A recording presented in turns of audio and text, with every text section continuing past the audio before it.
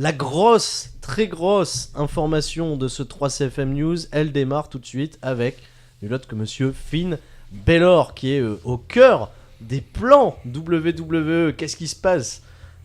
Il se retrouve projeté au Royal Rumble pour affronter Brock Lesnar en remplacement de Braun Strowman.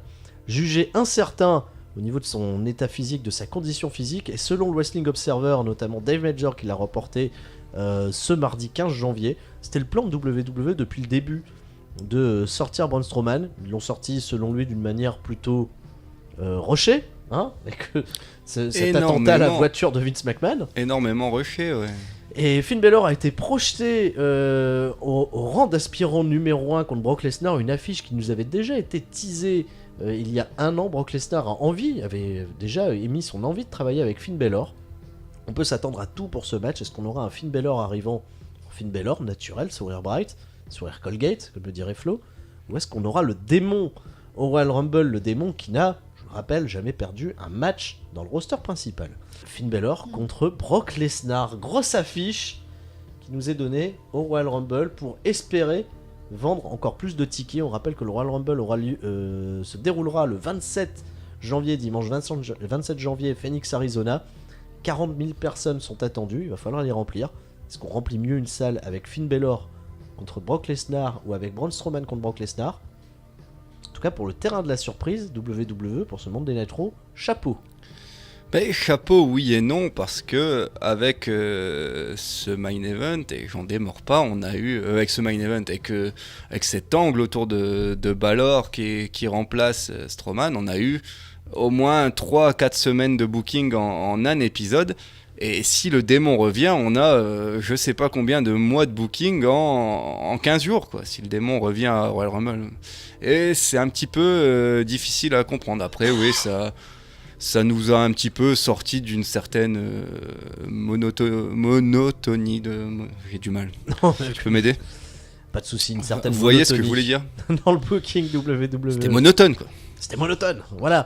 Finn Balor, apparemment, ce serait même le début d'un push pour lui, parce que les plans de WrestleMania commencent à sortir, commencent à s'étaler, et un plan pour WrestleMania qui serait peut-être à percevoir pour l'ami Finn Balor, ce serait ce fameux duel iconique, à savoir un match contre nul autre que l'Undertaker à WrestleMania 35, qui ferait, dans le texte, vraiment office de passage de main, si le Deadman venait affronter le démon. Ouais, bon, je vais paraître rabat-joie, mais ça fait quand même quelques mois que je n'achète plus rien avec l'Undertaker. Pour moi, c'est fini depuis Roman Reigns. Si il affronte Finn Balor, selon moi, c'est une très belle manière de dire au revoir. Les adieux étaient parfaits avec Roman Reigns. Ils étaient super avec Roman Reigns. Ils se sont pas fait avec Bray Wyatt. Et ça, je suis triste que ça se soit pas fait avec Bray Wyatt, parce que ça aurait vraiment propulsé Bray Wyatt s'il avait mis le Taker à la retraite. Est-ce que Finn Balor en démon mettra l'Undertaker à la retraite et jouera les mêmes rôles que lui à l'avenir chez WWE avec le personnage iconique du démon ? Attention, on est peut-être au début d'une très très grosse chose pour l'ami Finn Balor. Un autre plan pour WrestleMania qui serait peut-être en danger, je vais en parler tout de suite, c'est Lars Sullivan qui pourra avoir de gros débuts et une grosse storyline pour la route vers WrestleMania, puisqu'il est pressenti pour affronter John Cena en 1 contre 1. T'as eu vent de cette information? Ouais, j'ai eu vent de ça, mais il me semble qu'il devait faire ses débuts il y a la semaine passée. Alors, non, il a eu quelques soucis. Ce qui va remettre totalement en doute cette affiche pressentie pour WrestleMania 35, c'est que l'ami Lars Sullivan devait participer à des dark matchs dans des épisodes de Raw et de SmackDown de la semaine dernière, et Lars Sullivan apparemment aurait fait une crise de panique qui l'a empêché de pouvoir participer à Raw et SmackDown. Ce qui est plus étonnant par contre, c'est que depuis une bonne semaine maintenant, Lars Sullivan ne donne aucun signe de vie à WWE.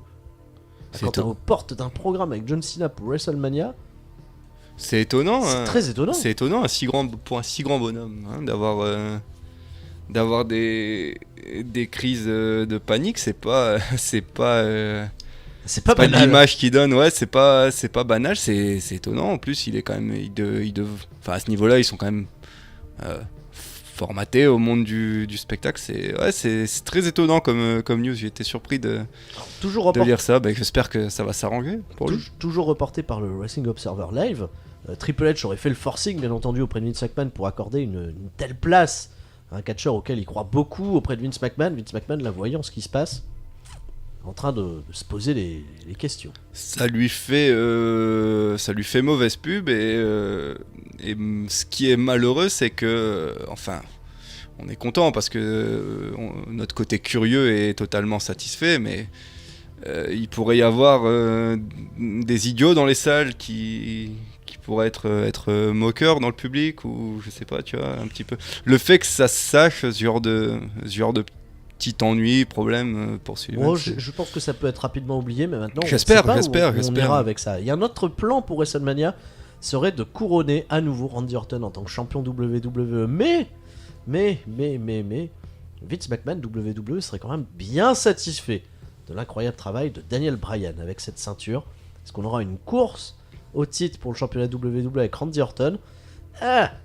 C'était ce que je présageais.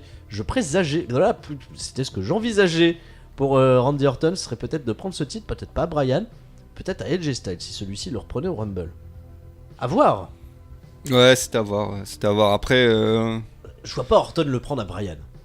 Si ça venait à se faire. Ce serait vraiment étrange. Après, je me satisfais parfaitement du bon travail de Bryan. C'est un plaisir de le voir en champion, et c'est un plaisir de me dire qu'il est potentiellement dans les meilleures affiches de SmackDown jusqu'à WrestleMania. Donc ça m'embêterait quand même. T'envisagerais un run avec Orton en tant que champion WWE à nouveau? C'est très discret. C'est quand même un excellent potentiel. Il a un peu fait le tour de tout ce qu'il y avait à faire. Ça dépend aussi de son degré de motivation. On sait comment il est, mais Orton, ça reste Orton, hein. C'est une des plus grosses stars de la WWE. Donc oui, j'envisage. Après, je n'espère pas, mais c'est envisageable, évidemment. Il est facile à renvoyer vers le main event, Orton, hein. Un show à Bréant, Westcatch, le 2 février en Bretagne. Tristan Archer contre Peter Fischer, j'en avais parlé tout à l'heure, seront à l'affiche. 2 shows prévus pour Westcatch le 2 février 2019 à Bréant, et le grand rendez-vous annuel le 2 mars à Plouane. Hein, voilà, 2 shows en 2 mois pour nos amis bretons.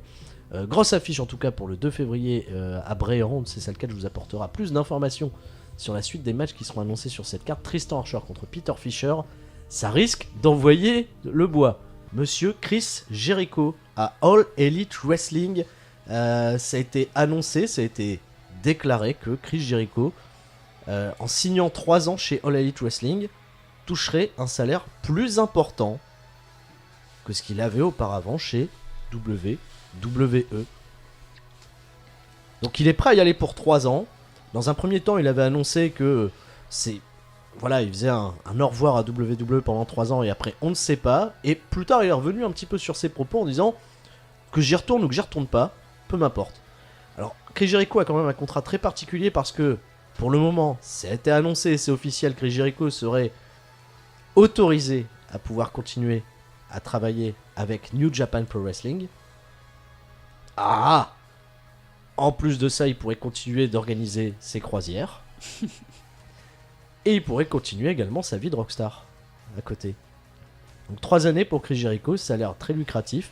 Et il serait aussi, et il l'a dit de sa propre bouche, une porte d'entrée, une accessibilité plus simple à des catcheurs qu'il connaît, justement, pour les mettre en confiance sur le fait de rejoindre l'Elite Wrestling. Ne vous inquiétez pas, ça va bien se passer. Non mais c'est un très bon deal de toute manière, Jericho, c'est évident. Après je pense que lui il est gagnant à 100% dans l'histoire, entre un contrat juteux plus le fait de garder tous ses à côté. C'est plutôt rassurant de savoir qu'il n'est pas en exclusivité. On sait que les programmes qui ont été lancés ailleurs pourront se poursuivre. Et effectivement, Jericho, je pense qu'en visage de All Elite Wrestling pour débuter, ce n'est pas un mauvais choix, surtout aujourd'hui. Je veux dire, c'est grande figure WWE, star du rock, du heavy metal, et porte d'ouverture aussi de la NJPW. Enfin, en partie. Voilà, il contribue aussi à ouvrir les portes de la NJPW. Chris Jericho, qui j'ai l'impression tout simplement en train de devenir, en fait, il est en passe de devenir le catcheur avec le parcours le plus atypique du monde, en fait, du monde moderne. Et c'est quand même un grand bandit, Jericho, qui a déclaré que sa signature chez All Elite Wrestling, elle est comparable à la signature d'Hogan en 93 chez WCW. Ouais, mais il est drôle, hein. Il est marrant. Et c'était un stream à 60 000 personnes. Hogan, il arrive à Disneyland sur un char, il y a du monde comme pas possible. Et Jericho, s'il te plaît. Il est marrant, hein. T'aimes bien. Mais quand même, faut pas déconner. Chris Jericho, en ce moment, en interview, c'est Zlatan. Il est fantastique. Il est incroyable. Autre petite nouvelle concernant aussi All Elite Wrestling et plus particulièrement les Young Bucks et Hangman Page. On a eu l'annonce des salaires qui leur ont été proposés par WWE. Alors il paraît qu'il y a eu plus de... Alors revenir également sur ce qui a été décrété pendant le Wrestling Observer Live de Dave Meltzer et de Brian Alvarez. 12 heures de négociation avec Triple H. Une proposition de contrat à plus d'$1 million annuels. Plus d'$1 million annuels. Pour Hangman Page, un salaire donc du coup équivalent à des superstars du main roster pour un deal à NXT avec un instant push. Et pour les Young Bucks, des débuts immédiats au Royal Rumble, un peu à la manière d'AJ Styles, et également un pouvoir, un contrôle créatif sur leurs 6 premiers mois. C'est-à-dire s'ils n'étaient pas satisfaits de leur push, les Young Bucks, ils pouvaient décider de tout arrêter. C'est-à-dire Triple H, les McMahon, ils ont quand même fait une proposition contractuelle aux Young Bucks totalement ahurissante. Ils ont vraiment tout fait pour essayer de les avoir.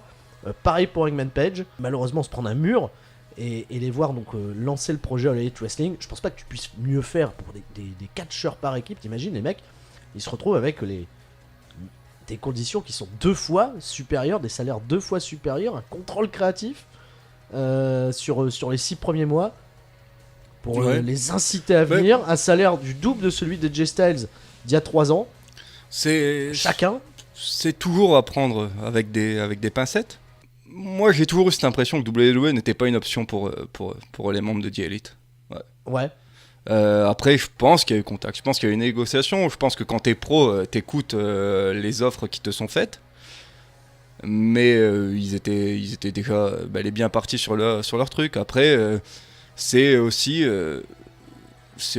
une preuve, le fait qu'ils écartent la piste WWE pour monter leur structure, c'est une preuve quand même qu'ils ont un minimum les reins solides, qu'ils ont un business plan.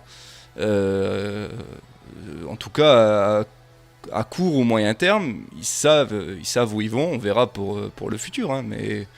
Je pense qu'ils sont en train de prendre le chemin de créer une alternative crédible. Les faits sont là, les chiffres sont là, de grosses rumeurs également. La jonction avec Monsieur Kenny Omega. Réponse au 1er février, forcément Kenny Omega qui va être terré dans le silence jusqu'à la fin du mois de janvier. 1er février, apparemment les négociations n'ont pas été au bout avec WWE. Et il est fort probable, de plus en plus, de voir Kenny Omega rejoindre l'aventure All Elite Wrestling. Peut-être avec un deal similaire de celui de Chris Jericho, c'est-à-dire à pouvoir continuer de travailler avec New Japan Pro Wrestling. À voir en tout cas.